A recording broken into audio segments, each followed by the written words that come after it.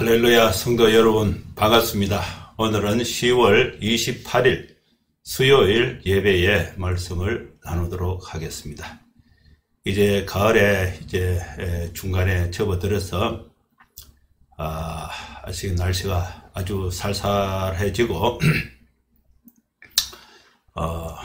또 이렇게 변화의 계절에 우리가 건강을 다 이렇게 주의해야 될 그런 시점이 된 것 같습니다.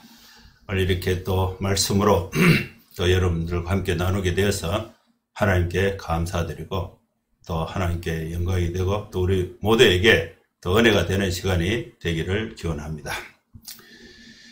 오늘 나눌 하나님 말씀의 그 제목은 병자에게 설모있는 의사가 되라, 이 주제로 말씀을 강론을 하도록 하겠습니다.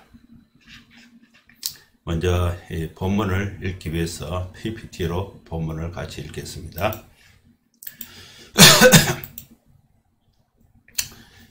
오늘 본문은 마태복음 9장 9절에서 13절 말씀을 본문으로 하겠습니다. 예수님께서 그곳을 떠나, 그곳은 어디냐? 가버나움 동네에서 예수님이 이제 중풍병자, 침상에 누인 그 중풍병자를 가버나움 동네에서 고치셨는데, 중풍병자를 고치시던 그 장소, 그 본동네죠. 본동네가 바로 가버나움인데, 여기에 이제 중풍병자를 고쳤던 그곳에서 이제 떠나서 그곳을 떠나서 지나가시다가, 예수님은 항상 어떤 목적을 가지시고 한 집에 또 한 도시에 한 지역에 머무시지 않고 또 이동을 하셨다, 이것을 이제 볼 수가 있습니다. 지나가시다가 여러 사람을 만났을 텐데 그 중에 특별한 한 사람이 기록이 되고 있습니다. 그 사람이 마태입니다. 마태라 하는 사람이, 이 마태는 그 직업이 세관입니다. 이 사람은 유대인이면서 로마의 그 세관 업무를 하고 있었습니다. 이 세리는 세금을 매겨서 세금을 거둬서 나라에 갖다 바치는 일을 이렇게 세무 공무원이 하는데, 이 마태는 유대인이면서 유대인들에게 세금을 받아서 그 돈을 누구에게 갖다 주느냐? 로마에 갖다 주고, 로마 총독에 갖다 주고, 거기서 자기가 또 이익을 챙기고, 그래서 이 유대인들의 입장에서 봤을 때에 이 마태는 사실 좋은 그런 이미지를 갖고 있지 않아요. 예를 들어서 우리가 일제시대 때에 그 일본 그 조선 총독부에 세금을 걷어서 갖다 주고, 또 거기서 또 자기가 또 많은 돈을 이렇게 벌고, 이렇게 하면은 한국 사람 입장에서 일본 사람에게 붙어서 일본 사람에게 이제 돈을 걷어서 갖다 주니까 이게 뭐가 되느냐? 매국노가 되는 것입니다. 친일파 매국노가 되는 것입니다. 이 마태는 지금의 시점에서 보면은 로마파, 친로마파, 매국노, 이것이 이제 마태가 되는 것입니다. 이 마태는 세관에 앉아서 열심히 이제 세무 업무를 보고 있었어요. 예수님이 이제 중풍병자를 고친 그 집을 떠나서 지나가시다가 마태를 봤는데, 마태가 뭐하고 있었느냐? 빈둥빈둥 놀고 있었던 사람이 아니고 세관에서 일을 하고 있습니다. 그 마태도 사실상 머리가 아픈 직업이에요. 정부에서, 로마 정부에서 그 임명을 해서 일을 하라, 그렇게 하는데, 또 백성들은 또 세금을 안 내려고 또 이렇게 있고, 또 세금을 거둬야 되는 입장. 그래서 어떻게 하면 세금을 저항 없이 많이 거둘 수 있을까? 그게 대해서 아예 막 골똘했던, 참 머리가 복잡했던 사람, 세금을 못 걷어가면은 로마 정부의 압력을 받고, 또 로마 정부가 요구하는 대로 세금을 거두려고 하면은 유대인들에게 눈치를 보고, 또 강압적으로 또 이 돈을 참 걷어가야 되는 그런 이 세무 공무원이 마태입니다. 마태.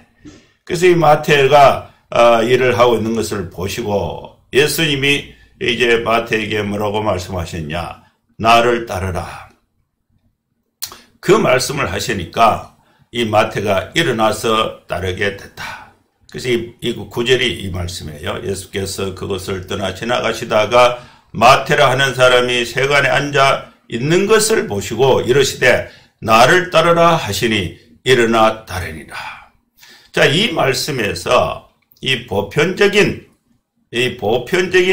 하나의 교훈을 찾으려고 하면은 예수님은 찾아다니시면서 찾아가서 마태를 제자로 부르셨다. 이것이 이제 이 구절에서 보편적인 말씀이에요. 제가 지난번에 그 수요일 날 개인 성경 공부하는 방법, 그에 대해서 설명했는데 그 방법에 의해서 지금 제가 이 설교를 하는 거예요. 여러분들 이제 그 성경을 읽으실 때에 이런 방식으로 하면 된다는 거예요. 그 예수님은 찾아다니신다. 누구를? 제자를 찾기 위해서 찾아다니신다. 그리고 찾아가서 제자로 부르신다.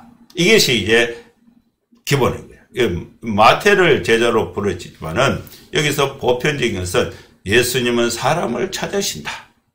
사람을 찾으신다. 어떤 사람을 찾으시냐? 놀고 있는 사람을 찾은 것이 아니고 세관에 앉아 있는 사람을 찾은.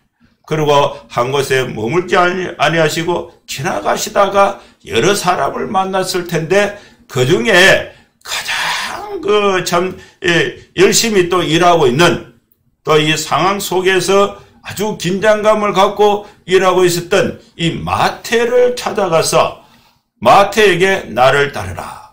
그래서 예수님은 사람을 찾으신다. 이 말씀을 이제 보편적인 교훈으로 우리가 가질 수가 있는 것입니다.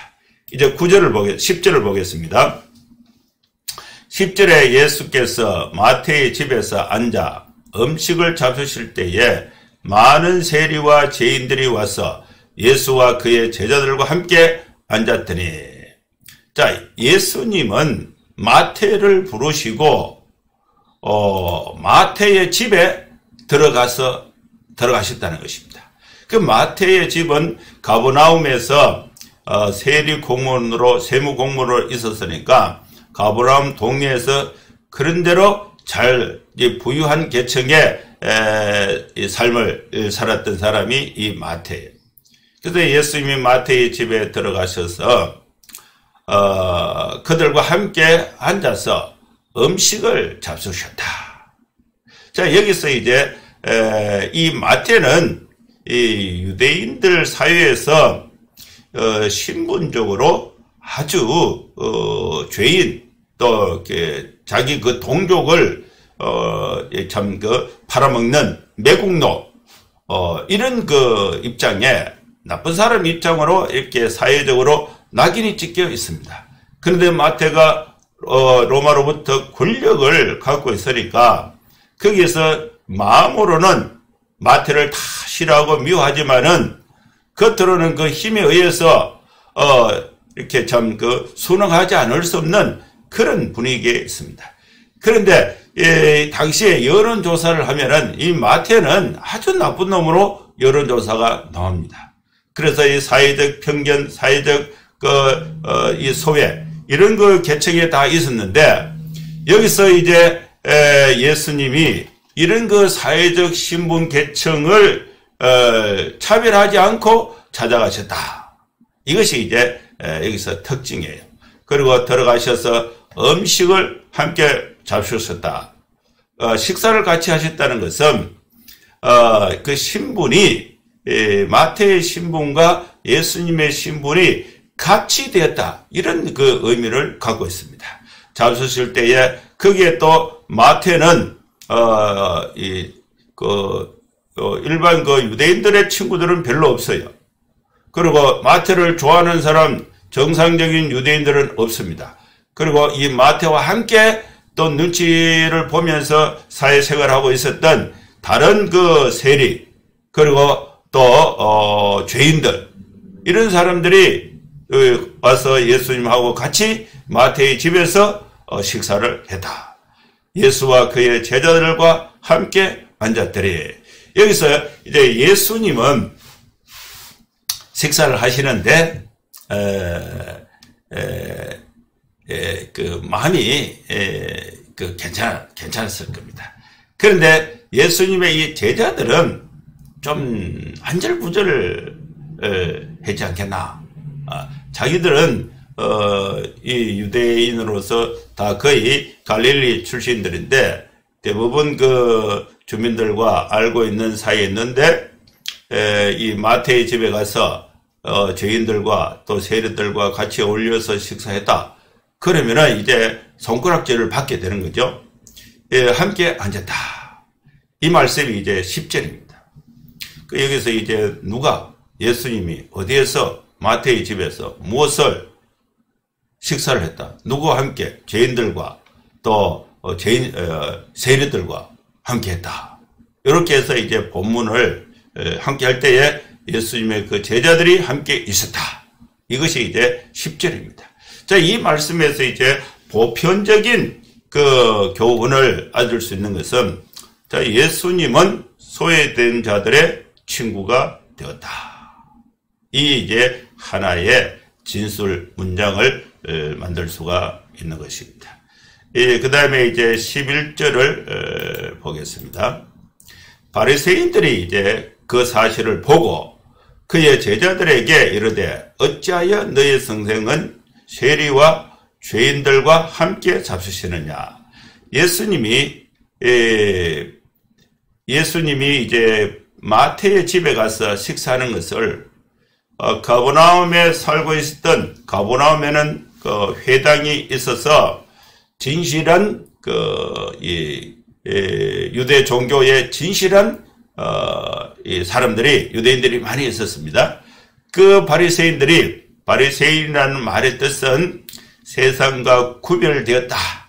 자기들은 하나님을 믿는 정통적인 유대인으로서 이방인들과 구별되어서 모세의 율법을 철두철미하게 지키면서 하나님을 경외하는 사람들이다. 그런 의미가 바리새라는 뜻입니다. 그래서 이 바리새인들이 이제 이걸 본 거예요. 그래서 이 바리새인들의 눈에 보면은 이거 예수님하고 또 예수님의 그 제자들은 이걸 기가 막힌 일이에요. 유대인으로서 어떻게 저럴 수가 있는가 한탄할 그런 상황을 본 것입니다. 그래서 이 바리새인들이 예수님의 제자들에게 말을 했어요. 너희 선생은 어찌해서 세리와 죄인들과 함께 식사를 하느냐, 이 말을 한 거예요. 자, 이 말씀에서 우리가 알 수 있는 것은 예수님이 마태의 집에서 죄인들과 함께 또 함께 식사를 하는 것을 보고 이때에 바리새인들이 그것을 비난했다는 것입니다. 그러면 이제 이 말씀에서 우리가 알 수 있는 하나의 원리는 세상은 교회와 성도들의 삶을 싫어한다. 이런 하나의 그 진술을 이 말씀에서 만들 수가 있습니다. 예수님이 범죄한 것은 아니에요. 그리고 잘못한 것은 아니에요. 그리고 또 예수님이 당시에 소외된 사람들에게 찾아가서 같이 식사하면서 그들의 삶을 듣고 그들에게 삶의 의미와 목적과 진실된 하나님에 대해서 가르친, 복음을 가르친, 그 복음을 전가하신 분이 바로 예수님의 죄인들의 친구로서 사역하신 부분인데, 이 부분을 이 바리새인들이 편견을 가지고 자기들의 편견, 자기들의 사상을 가지고 예수님을 이제 비난하고 있는 것입니다. 그래서 이것을 보면은 세상은 교회와 성도들을 싫어한다, 이런 것이 하나의 원리를 만들 수가 있습니다. 그 다음 12절 말씀을 보겠습니다. 이 바리새인들이 이제 제자들에게 너희 선생은 죄인들의 친구다, 이렇게 비난하는 것을 예수님이 들으셨다. 예수께서 들으시고 이러시되, 건강한 자에게는 의사가 쓸데없고 병든 자에게라야 쓸데있느니라, 이 말씀을 이제 하신 것입니다. 예수님이 이 땅에 오신 목적을 이 말씀에서 분명하게 하신 것입니다. 예수님은 사람들이 교회에 대해서, 하나님에 대해서, 또 예수님에 대해서 잘못 알고 빈정대고 비난하는 것을 알고 계신다는 거예요. 그걸 들으신다는 거예요. 그걸 들으시고 예수님은 듣고 계신다. 그리고 듣고 그들이 잘못 알고 있는 것에 대해서 대답을 해주시는 분이 예수님이십니다. 그러면서 건강한 자에게는 의사가 쓸데없고 병든 자에게라야 쓸데있느니라, 이 말씀을 이제 분명하게 정리할 수가 있습니다. 여기서 우리는 무엇을 또 알 수가 있느냐, 예수님은 들으시고 또 그에 대해서 응답하신다. 예수님은 들으시고 응답하신다. 이 원리를 여기서 만들 수가 있는 것입니다. 예수님은 이 사회 현상에, 교회가 세상에 대해서 사역할 때에 또 억울하게 또 비난받는 것, 또 이런 것을 예수님은 들으신다. 예수님은 듣고 계신다. 그리고 교회가 해야 할 사명에 대해서 분명하게 방향을 말씀해 주신 것입니다. 예수님은 들으시고 이러시되, 그 대답을 주신 것이 뭐냐, 건강한 자에게는 의사가 쓸데없다. 교회는 누구를 위해서 존재해야 됩니까? 교회가 이 세상에 대해서, 성도가 이 사회에 대해서 진실로 해야 할 일들이 무엇인가? 건강한 자에게는 의사가 쓸데없다. 병든 자에게라야 쓸데있느니라. 예수님이 이 땅에 오신 목적을 분명하게 말씀을 하신 것입니다. 교회가 이 세상에 존재해야 될 분명한 이유를 설명한 것입니다. 우리 성도들이 세상에서 해야 할 일에 대해서 분명한 말씀을 우리에게 주신 말씀인 것입니다. 건강한 자에게는 의사가 필요 없습니다. 누구에게 의사가 필요하냐? 병든 자에게 필요하다는 것입니다. 죄인들에게 교회가 필요한 것입니다. 성도가 누구에게 필요합니까? 소외되고 또 치탄받고 사회에서 버림받고 또 병으로 인해서 스스로 움직일 수 없는 중풍병자를 예수님이 고쳐주신 것처럼 병자에게 쓸데있는 의사, 병자에게 쓸모가 있는 교회, 병자에게 쓸모가 있는 성도가 되어야 한다. 교회에 대해서 비난하는 세상의 소리를 예수님은 듣고 계십니다.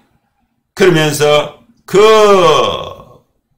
소리에 대해서 교회가 반응해야 될 그 분명한 사명을 설명한 말씀이 바로 12절 말씀이 되는 것입니다. 이제 13절 말씀을 보겠습니다. 너희는 가서 내가 긍휼을 원하고 제사를 원하지 아니하노라 하신 뜻이 무엇인지 배우라. 나는 의인을 부르러 온 것이 아니요 죄인을 부르러 왔노라 하시니라. 이 말씀에서 이 너희는 누구를 지칭합니까? 제자들을 지칭합니다.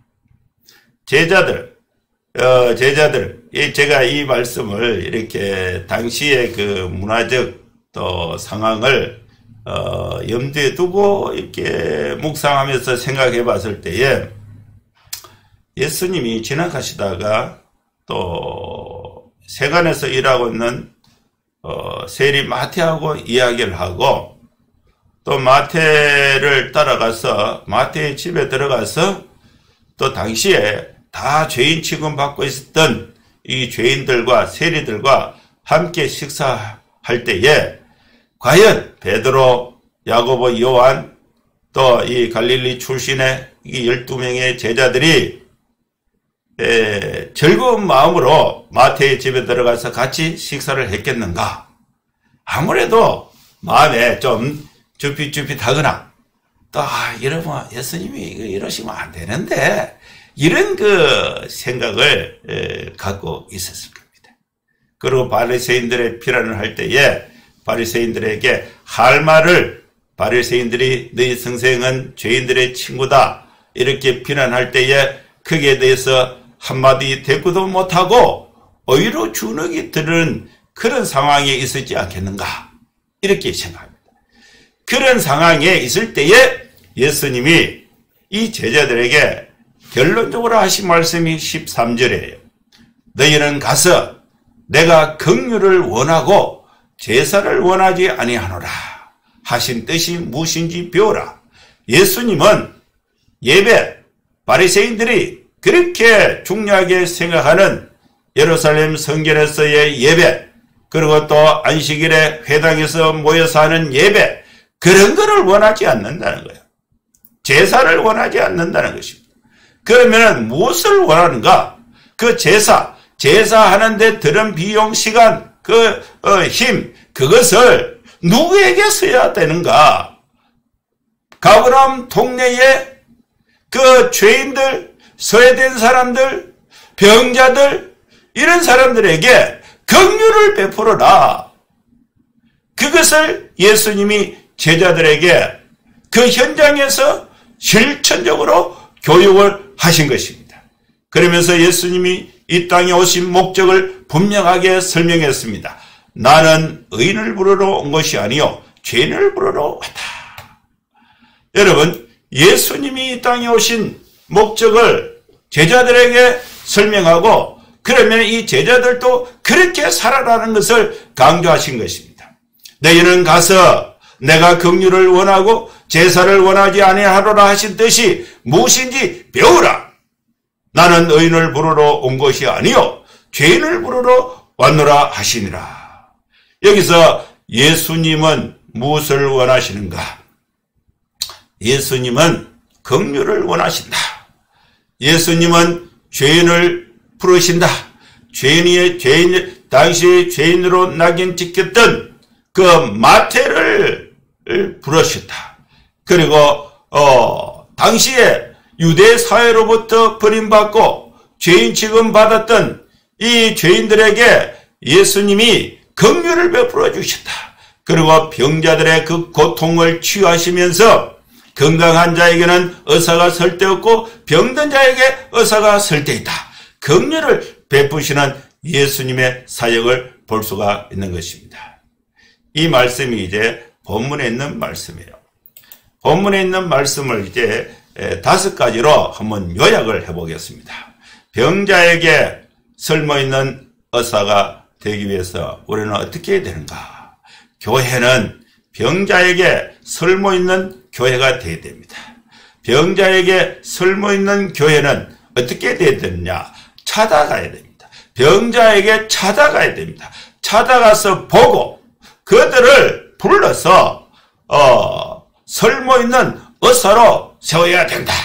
이 9절의 말씀이에요. 10절에는 교회는 병자에게 설모있는 의사가 되기 위해서 교회는 누구와 함께 해야 되는가? 우리 사회에 힘없고 또 스스로 움직일 수가 없는 또 외로움에 있는 또 병상에 있는 소외된 자들, 병자들의 친구로서 교회가 그들과 함께 해야 한다는 것을 함께 해야 하는 것. 그것이 바로 설모있는 의사가 되는 것입니다. 그 다음에 11절 말씀에서 우리가 알 수 있는 것은 바리새인들이 수군대는 것을 그 예수님이 알았다는 것입니다. 세상이 왜 교회를 비난하고 있는가? 그 원인이 무엇인가? 교회는 세상을 알고 또 세상 속에서 빛이 되어야 하는 것입니다. 세상을 떠나서 교회만의 빛이 되는 것은 그것은 별다른 의미가 없어요. 오늘 이 말씀에 교회는 세상을 알아야 되고 교회는 세상 속에서 빛이 되어야 됩니다. 교회는 말씀을 듣고 병자를 치유하는 일에 헌신하는 사역을 해야 하는 것입니다. 교회는 긍휼을 베풀고 죄인들의 친구가 되어야 하는 것입니다. 여러분, 오늘 이 말씀을 우리가 마음에 새겨야 할 그 핵심의 내용은 병자에게 설모있는 의사가 되는 것입니다. 병자에게 설모있는 성도가 되는 것입니다. 병자에게 설모있는 교회가 되어야 되는 것입니다. 그래서 우리 교회와 성도들은 우리 주변에 스스로 움직일 수 없는 병자, 죄인들을 찾아가서 그들을 불러서 예수님의 제자가 되게 하는 것이 오늘 우리 시대의 교회의 사명, 성도의 사명이 되는 것입니다. 이 일을 할 때에 하나님께서 여러분과 함께 하셔서 크신 은혜를 베풀어 주시는 것입니다. 그래서 우리는 소외된 자들과 함께 해야 됩니다. 그들과 함께 식사하고 그들의 고통을 들어주고 그들의 삶 가운데서 함께 해야 되는 것입니다. 세상이 왜 교회를 비난하고 있는가? 세상이 왜 그리스도인들을 비난하고 있는가? 여러분, 우리는 세상을 떠나서 신앙생활을 하려고 하는 것은 그것은 잘못된 것입니다. 우리가 세상을 알고 세상 속에서 빛이 되는 삶이 곧 병자에게 설모있는 성도, 병자에게 설모있는 의사가 되는 것입니다. 교회는 하나님의 말씀을 듣고 오늘 우리 성도들은 예수님의 말씀을 듣고 병자를 치유하는 일에 헌신하는 우리가 되어야 될 줄로 믿습니다. 그래서 우리는 긍휼을 베풀어야 된다. 교회가 당시에 안식일에 유대인 회당에서 모이는 그 힘, 그것은 하나님께 드린다고 유대인들이 그렇게 정성을 들여서 하나님께 예배를 했는데 예수님은 그 예배를 원하지 않고 그 예배에 사용되는 그 안식일에 사용되는 그 힘, 그 재정을 긍휼을 베푸는데 사용하라. 교회는 긍휼을 베풀고 죄인들과 친구가 되는 것이 곧바로 병자에게 설모있는 의사가 되는 것입니다. 사랑하는 성도 여러분, 오늘 우리가 공부했던 이 말씀을 우리 교회가 적용을 하고 또 여러분 개인이 세상의 빛으로서 적용할 때에 하나님의 은혜가 여러분의 삶 가운데 분명하게 또 치유할 힘과 능력, 긍휼을 베풀 수 있는 능력, 또 재정적인 또 물질적인 그런 모든 역량을 하나님이 채워주실 줄로 믿습니다. 한번 기도하겠습니다.